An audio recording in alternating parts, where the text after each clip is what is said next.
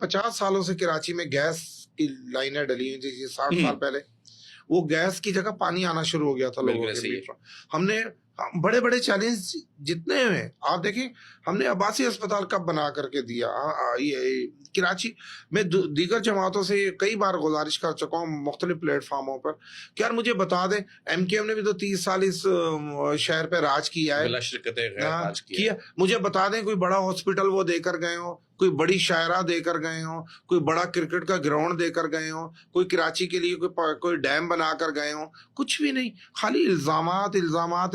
मैं तो कराची के लोगों को कराची के अवाम के जहन में ये चीजें डाली। कराची को इतनी बड़ी चीज दी, आप उसको मिस कर गए।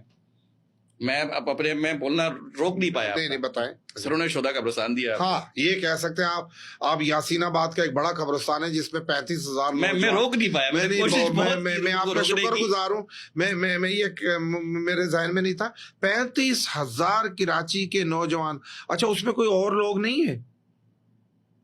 अपने हैं सर, सारे के सारे बदकिस्मती से कह लें वो उनके अपने लोग। 35,000 नौजवानों का कत्लेआम हुआ है इस शहर में, जबकि 50,000 भी कहा जाता है कहीं।